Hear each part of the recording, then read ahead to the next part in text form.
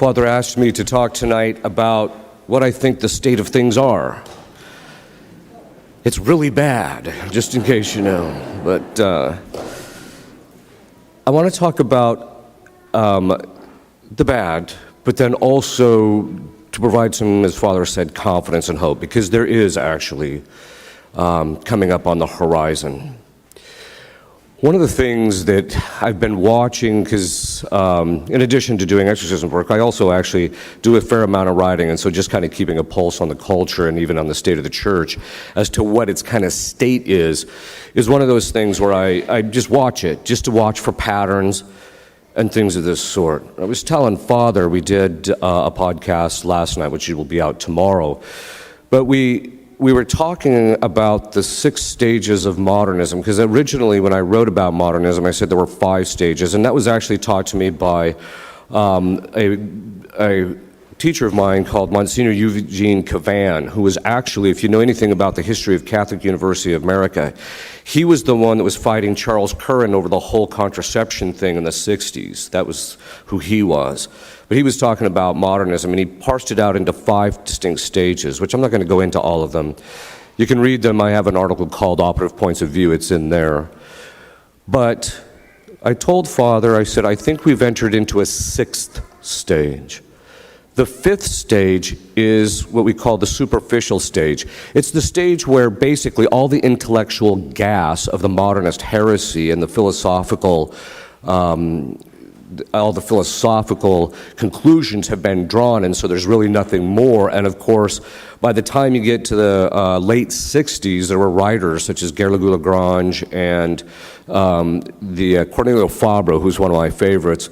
They had completely destroyed the intellectual underpinnings of modernism. But of course, the modernists had already gained ascendancy in the church, and they were pretty much running everything by this time, and so as a result, there was simply not, they just weren't heard. So, but we've been living in this stage for about 50 or 60 years where it's a superficial stage.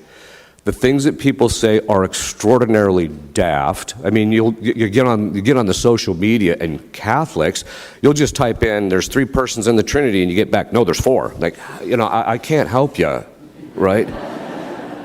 When you're saying obvious things that have been taught by the church for its entire history, and you're getting people who claim to be good, knowledgeable Catholics contradicting you, that's a serious problem. It's a sign that people's theological, and you can just see this even in their reasoning process, is extraordinarily shallow. Part of that is because it's based on the principle of immanence, which is the standard for truth is transposed from outside objective reality to the interior, and once that happens, it just becomes our emotions that determine our patterns of thinking.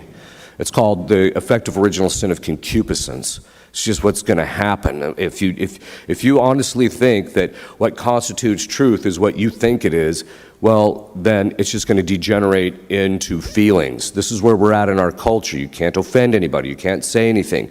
If you do anything, if you're not woke, then there's a big problem, okay? And this is a problem both outside the church and inside the church. And I wanted to, so this problem of superficiality, though, is something that we even saw even in our own government. We've been seeing it in our own government for the last 40 or 50 years, where the policies and the things that are being made don't have any depth of thought whatsoever. In fact, what they are is they're just basically pandering to certain things, and actually a lot of them are just evil, frankly, in the end. But now, after the superficial stage, both in modernism and even in our culture, what we're starting to see now is you enter into the draconian phase. That's phase 6 of modernism. We're in the draconian phase, and the draconian phase is when the people who are in charge, who are basically modernist heretics, are going to ram down your throat their belief system rather than authentic Catholicism. I tell people, part of the way we know this to be the case is in the church, we have this gargantuan elephant sitting in the room. Gargantuan. It's pink, by the way, but it's gargantuan. And yet we're not permitted to talk about it. Don't even mention the fact that it's pink. Just don't talk about what is this thing that I'm talking about? where we're entering into a stage where people put the blinders on and they don't even want to deal with reality. Where people are just completely disconnected from reality. And one of the ways that we actually know this is there is a book called The Index of Leading Catholic Indicators. If you haven't read it and you want to be depressed, go ahead and read it. But basically, it's a bit dated, but it basically shows that by the late 1990s and early aughts, that the church had declined in every single measurable metric except conversions in Africa. God bless the Africans, right? But the fact is that it had declined in every single measurable way. Every way, except for that. And yet we're told this is the new springtime. Things have never been better. And the minute you start pointing out, hey, I think we have a problem, what do? They cancel you. You can't draw attention to the fact, and this is part of the draconian phase where there's kind of this tyranny of fear that if you say anything, you're going to get yourself in trouble. In fact, I'm still flabbergasted that I actually gave a conference up in New Hampshire where I talked about transgenderism. And I actually talked about the LBG and all the homosexuality and all the things that are part and parcel of our culture right now and how every single one of them is against the natural law. To my knowledge, there's only been one bishop who has said anything, but even when they say it, it's all very soft. It's not clear, it doesn't lay it out, it doesn't help to guide people. So we got this elephant in the room. It's just like we've got this modernist problem, we've got a collapse in morality among the clergy. We've got Catholics hardly living their faith. In fact, the statistical difference between Catholics living together before they're married is almost non-different, is practically not different at all from the general population. Catholics don't seem to be much different than anybody, really. But the elephant in the room is this: we have a problem. You can't admit we have a problem. The people at the top just can't admit that this whole thing has been an unmitigated disaster for 60 years. Now, I'm not trying to criticize specific things. I'm just saying that the church is in a bad way and they just won't bring themselves to admit it. But the other part of the elephant, the trunk, when you feel different parts, you get a different sense of it, is that we have to accept the fact, part of the elephant in the room, is the fact that we have people in high places in the church running parts and aspects of the church who are evil. This is something we just simply have to accept. I'm sorry, but when every single thing you do maximizes damage, that is malice. I mentioned that the last time I was here. That's malice. Everything they do is just to cause damage. They promote the guys that are openly homosexual and things of that sort. They don't do anything about a certain country of bishops who are completely schismatic or heretical in their thinking. And yet, the minute a priest basically wants to get up there and teach authentic Catholic doctrine, they pull the plug on him.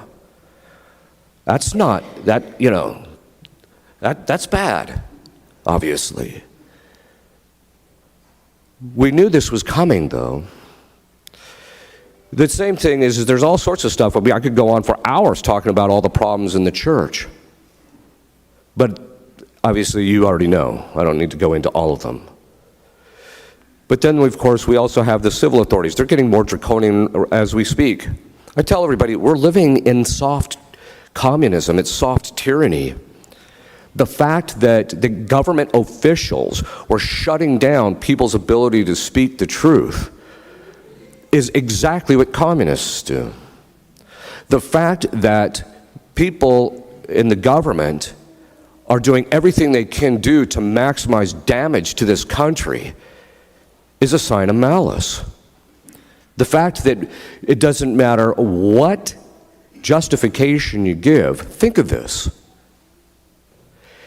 To give you an idea, Our Lady said, just about the time the whole world will appear to have become communist, God will intervene. We're there. If you think about it, The deep state, which is just another name for communism, managed to shut down the worldwide economy in 2 weeks. That tells you how powerful and how much control they have. We're just living in it softly right now, but it's going to get worse. And then, of course, you got the problem of the bishops just rolling over. The minute the civil authorities say anything, the bishops say, okay. You know, you're just like, hello, this isn't even Catholic. When Christ said to the apostles, go and teach all nations, he was essentially telling the apostles that their right to teach the faith to all people superseded any government, any civil authority whatsoever. Technically speaking, the church has always held that the civil authority has no authority over the church. And yet the bishops just capitulate all the time. It's a serious problem. And this is, you know, it's like I said, we've got this elephant in the room. Nobody's willing to just call it out for what it is. The very fact that we've got transgender stuff going on and the bishops are nowhere to be found giving moral guidance is a serious problem. Bill Clinton, some people actually know this, but Bill Clinton, when he was in office, he wanted to figure out how serious are Catholics about their faith. And so he had a study done, and he was the one who discovered that 98% of Catholic couples either have or are currently using contraception. Of course, they made hay on that. And yet, that's one of those things that we just don't talk about contraception, don't talk about abortion. Can't be talking about these things. We don't want to hurt people's feelings. Well, people are dying from it, frankly. And this is one of the things that we just, the fact that the church is giving very little moral guidance is a serious problem. But it's becoming more draconian, and that's the thing that has me concerned, is the fact that if you're going to stand up at a pulpit and preach the truth unencumbered, eventually you're going to get canceled. That's just the way it is. Now, there's prudent ways of going about it. And there's imprudent ways of going about it. But I think we have to accept the fact that as time goes on, the good clergy are going to be attacked more and more. We're seeing it. All I'm doing is pointing out, hey, there's an elephant in the room. Like, look at the elephant. No, look at the elephant. Yeah, the elephant is all the good priests are getting hammered, right? That's the elephant in the room. In fact, one of the real problems among the clergy now, among the good clergy, is the fact that they get no support from the bishops. The minute someone gives an accusation, it can be the flimsiest and most absurd accusation under the planet, they will throw that priest under the bus at the first opportunity to solve the problem. Not all bishops, of course, but a lot of them. This is something that's going on regularly. But then to top it off, I was talking to one bishop once, and he said 80% of his clergy have been accused of something. And he said out of that 80%, like 3% is actually accurate. The lay people are just hammering the clergy. This is why I tell people, look, there's a general moral to this story. If you have a gift and God gives you the gift and you abuse it, he's going to take it from you and give it to somebody else. This is the entire Old Testament shows us that. And we also see it even in the life of the church. And I mentioned 5 years ago, not knowing it would take the form of COVID, I was just unpacking it logically. I'm not a prophet.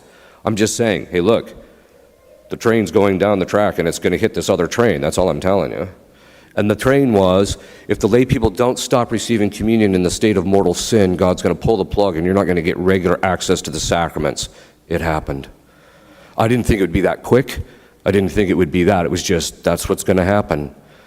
But I've been telling people, if you don't stop attacking the clergy, if the lay people and the bishops don't stop attacking the clergy, we may end up coming, I'm not trying to predict anything, I'm just saying, we may come to a point where you will not get regular access to a good priest.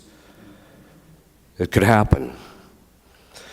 And it could happen in a variety of different ways. Civil authorities could go after the priest. There's all sorts of stuff that they could use against us.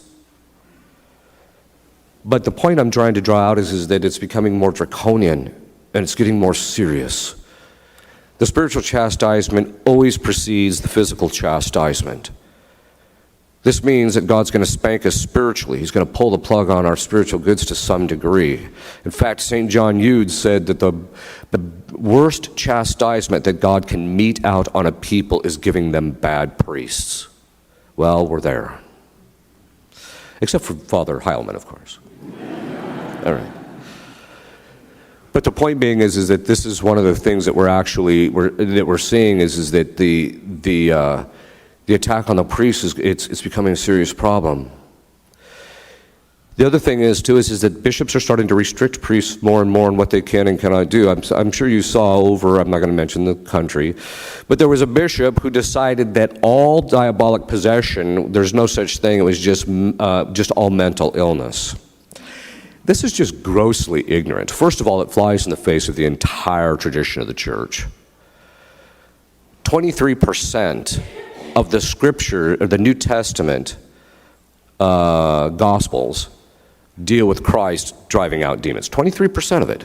So I think they're around. Of course, one bishop one time says, well, I believe in the devil, just not in my diocese. It was one of the worst dioceses in the nation.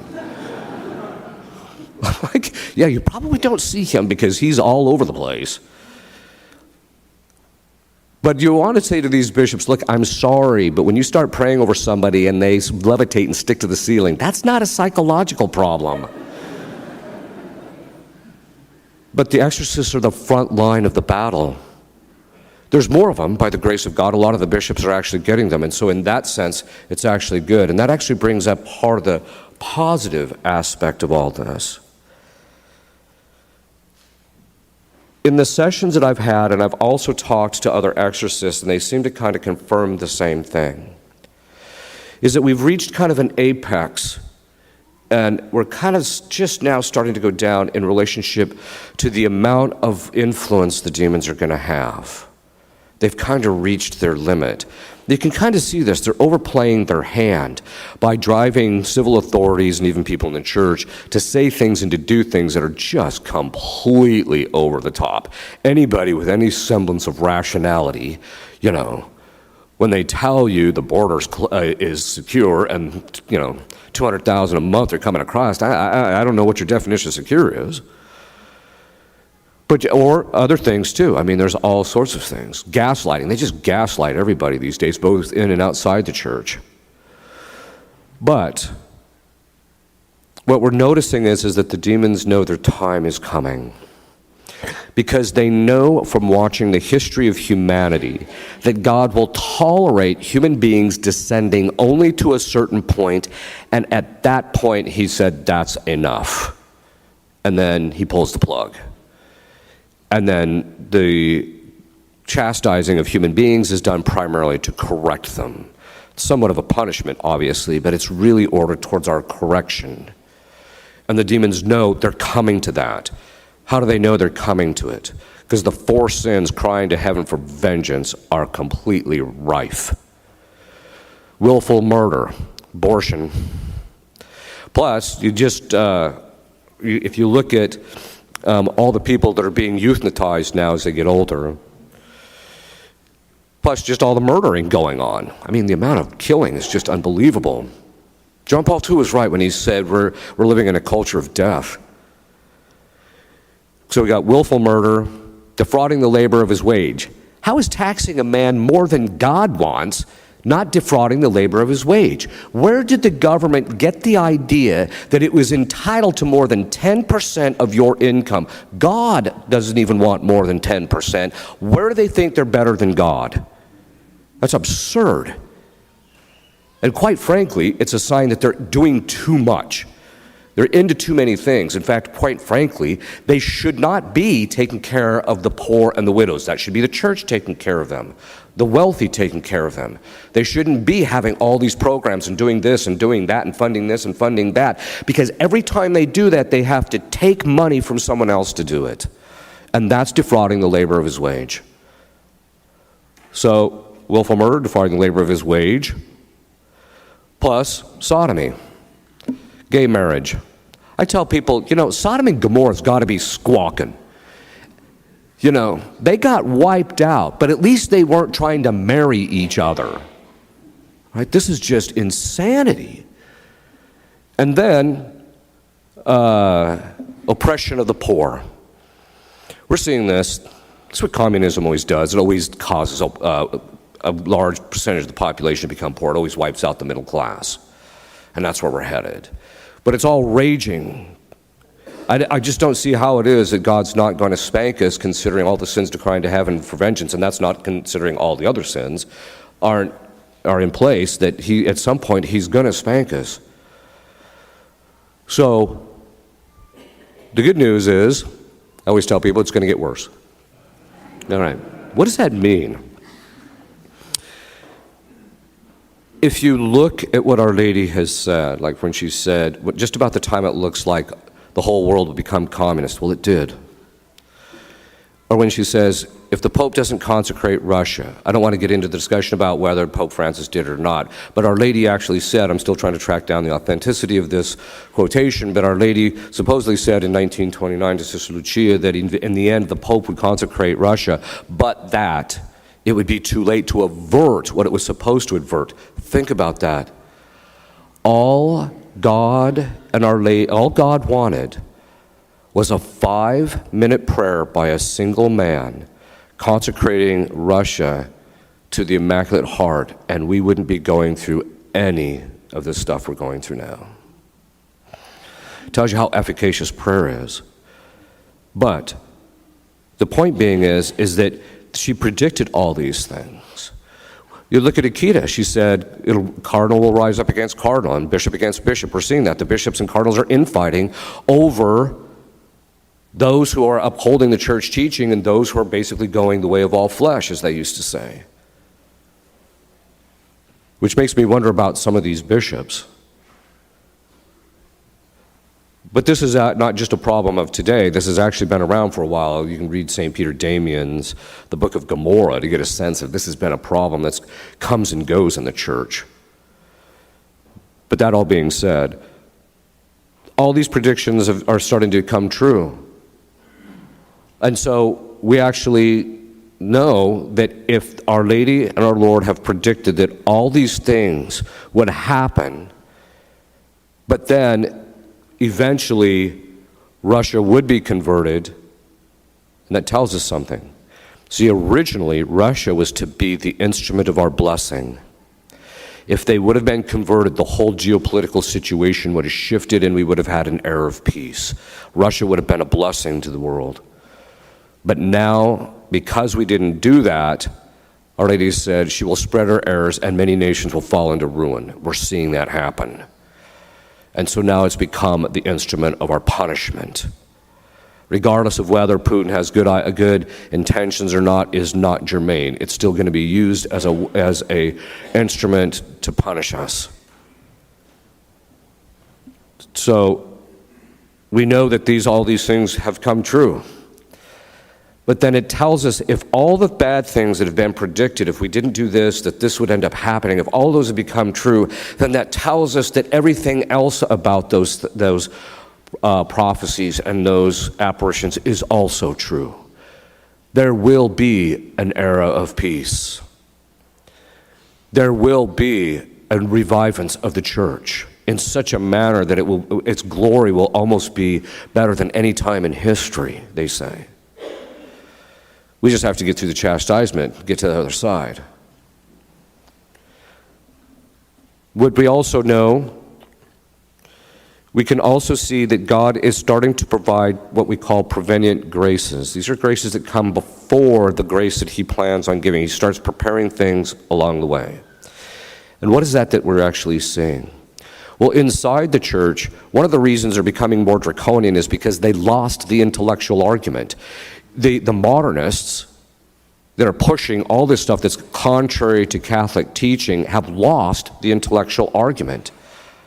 And as a result of that, because they've lost it, the only thing left, because they're in authority, is force. They don't persuade, they just are trying to force their way. We're going to make these things permanent. We're going to do this, we're going to do that. And they're very heavy-handed about it. And that's because that's all they have in the end. But that is always the sign of desperation, that they're coming to their end. The next 15 to 20 years, that'll play itself out to some degree, and it's going to be ugly in the church unless God intervenes beforehand, and it's going to be ugly in the church, but the shift is going to start happening because the younger clergy, many of them are much more solid and orthodox than their older counterparts. You talk to clergy, the priests, and they'll say, yeah, it's true, you see it coming. The first time I began to realize that they were going to start getting really draconian was the time I was reading this article by Richard McBrien. I wouldn't recommend it. But he was basically saying the fact that all these guys coming out of the seminaries are more orthodox is not a good thing. Oh, so having right belief is not a good thing. But he said something needs to be done about it. Well, there it is. Right, that's what happens when your ideas are an abject failure and you haven't been able to persuade any people any longer, and so the only thing you can do is force it. We're seeing that both in the way our government is running things. They're not persuading us, they're just ramming it down our throats. $1.7 trillion? That's a boatload of money. I keep thinking to myself, man, that'd make 1.7 million people millionaires. That's a lot of money. So anyway, okay, so that being said, I don't want to get too much involved in politics. Quite frankly, because it's loathsome. All right. But the point being is that the clergy coming now are more solid and they desire to know the truth. You see this even among the young. They're attracted to Orthodox Catholic liturgy. They're attracted to Orthodox Catholic teaching. They're attracted to it. They don't have the baggage of their counterparts that are 50 or 60 or older. They have no attachments to the last 50 years. They just want to know the truth. You know, I always tell people, you know, one of the signs that this is another one of these parts of the elephant, I think this is the tail part, is we're living in a time warp. I tell people we're living in a time warp. You know, they keep telling us you have to get with modern times. Okay, this is 2023, not 1960. The problems that you keep hearing these guys talk about in the church and the way they want the liturgy, they want all these things, it's like they're stuck in a time warp. Their liturgy's from the 60s, their vestments are from the 60s, their churches are from the 60s, their preaching is from the 60s, their music is from the 60s, and you can't get them out of it. They're just stuck there. Which tells you something, that the liturgy has to be perennial. It has to be eternal in the sense that it can appeal to every generation throughout time, independently of what's going on societally or in the church. That's a key thing. But the fact that they were stuck in this time warp is something that they just don't want to deal with. But that generation's getting older and it's dying out. And eventually, the people that are going to rise through the ranks, just because the only people going to be left are going to be the Orthodox priests. There'll still be bad ones. There always is going to be bad ones. But this is a sign that things are going to get better. But these priests are going to suffer a lot when they're young priests before, you know, anything really good is able to be done by them. As I mentioned, they're just going to be canceled. And I think as time goes on, the people running the church now are getting more and more concerned at the fact that, you know, there's just not this attachment to the same thing that they have, the older people have an attachment to regarding, you know, the 60s, etc., what happened in the 60s. I tell people, if you look at the definition of prudence, part of prudence is knowing your circumstances.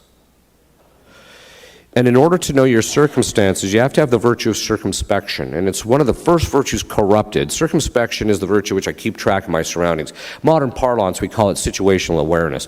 But the virtue is called circumspection because I keep track of my circumstances.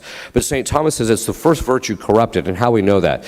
When people get angry, they lose all sight of the fact that they're standing in the grocery store line, you know, and they start screaming and yelling at their kid, right? They're not thinking where they're at. That's an example of it.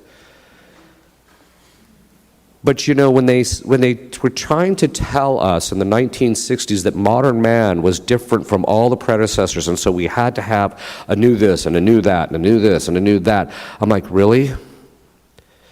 In less than a generation before that, we just saw millions upon millions of people wiped out. Stalin wiped out 20 million people in the Ukraine. Mao wiped out 120 million people. Hitler wiped out millions. And modern man is somehow better and different from his predecessors? I don't think so. It was an elation. Oh, things are wonderful, things are wonderful. I don't know if it's some type of PTSD from going through the Second World War or what. But it was not, they didn't have a grasp on their circumstances. In 1961, I keep mentioning this document because I'm trying to get people to pay attention to it. There's a document called Institutio Religiosorum. It was written by the Congregation for Religious in 1961, and it was sent to all the heads of the religious congregations worldwide. There's two essential contents to it. The first is stop ordaining the homosexuals and the pedophiles. This is in 1961. So this business of somehow modern man is different. He needed a lot more. That when they talk about the church needed reform, you're right. The members of the church needed reform. It wasn't that everything else needed reformed. They needed to reform the people in the church. The second part was that they were very strict in saying that people should not be in the seminary or in religious life unless they're leading chaste lives. And if they're falling against the sixth commandment, they're to be shown the door. But this is an indicator that we just didn't have clarity at the time. But it's starting to become clear. It isn't this new springtime. If anything, the pedophilia scandal brought out and put an end to that talk. This isn't a new springtime. The church is in survival mode in a certain sense, and it's only getting smaller. The number of Catholics leaving is astounding. And I think if it starts getting ugly on a geopolitical level, you'll see a lot of Catholics defect. But as I mentioned, I want to end this with hope. The hope is the fact that, as I mentioned, the good clergy coming up, the young people coming up. I'm also seeing, as I mentioned, the demons are starting to talk as if their power, God is starting to strip them of their power. And that what we're seeing, all the spiral down and the moral lives of everybody in our culture is the result of moral inertia. That it's just the demons drove it so hard and so long that it's just continuing down under its own gas, so to speak. Just about the time you think that people have reached the bottom, they come up with some other thing like, wow, how do you even come up with that stuff? But this is a sign, though, that the demons know their time is short and that they're losing their influence. Part of the sign that they're losing their influence is the fact that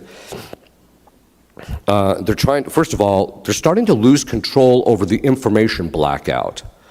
Right? People are starting to discover, hey, there's the truth here, and this is what's actually going on.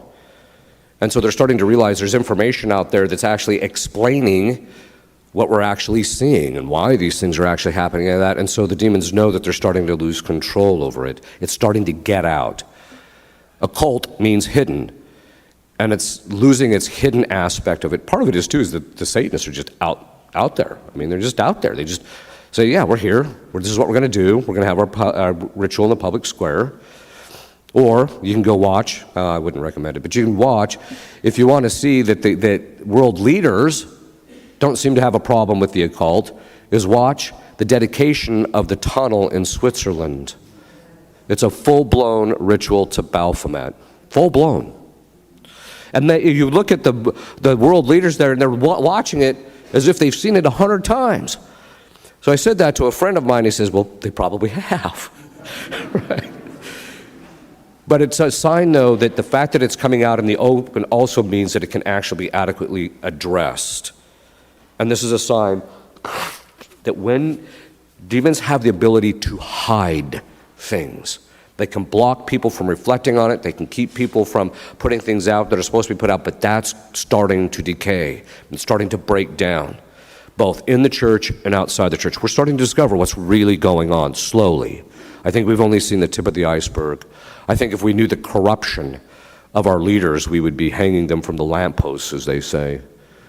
But the point being is that this is a good sign, because, as I mentioned, the elephant in the room, you can't get him out of the room until you admit he's in the room, right? And we can't admit, it's like where the church is like a drunk right now. We're not going to get it straightened out until we admit we have a problem and actually address the problem and actually deal with it and do what's necessary based upon what the church has always said it needs to be done in these cases.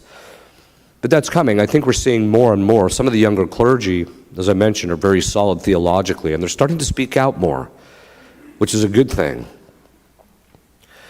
And as I mentioned, some of the young people, we're also seeing a lot of the young people having large families again, which is beautiful.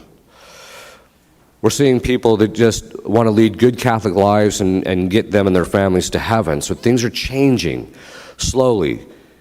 I realize that the church is shrinking, but what's left is going to be more solid, I think. I think Pope Benedict was right in that regard. I'm not particularly pleased that the church authorities just let it happen, but the fact is that that's where it's headed. We're going to have a small, cohesive, very strong group of solid Catholics. They'll probably be persecuted, but that's because God desires them to have a place in heaven that's very high. You see, I think most people don't seem to realize is that external strife and dealing with pain and suffering and dealing with all these things is actually a sign of God's predilection. It's a burden to carry the state of the church. It's a burden to watch what's going on in our country and going on in the world. This is a burden. But we can't become over-focused on it. We have to become focused primarily on God. We can't let it detract us from our focus on God. But if we carry it meritoriously, then in the end it will be to our higher place in heaven, to our merit. The suffering that the young clergy are going through, some of them, is to their eternal merit. They may not have any kind of recognition in this life. It doesn't matter.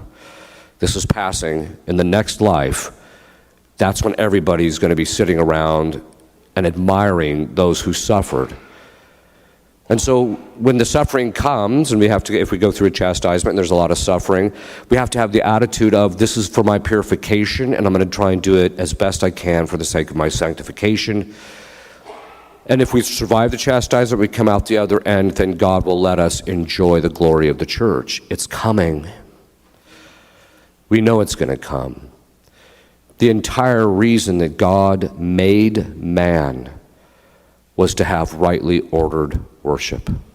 That's why he made him. And so as a result of that, that will be restored. That will come. God is not going to be mocked. God is not going to be denied what he wants. He will let these things happen, but only for the sake of the purification and to make saints out of us.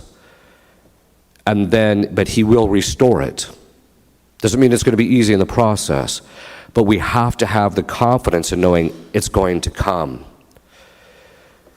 In possession cases, there are certain kinds of cases where the cases drag out for years. There's 6 stages of liberation, and in stage 5, there's 4 parts right before the person's liberated. And the 4th part is you've gotten everything out of the demon you need to get out of him. He's completely subject to the exorcist. He's completely obedient, does whatever he's told.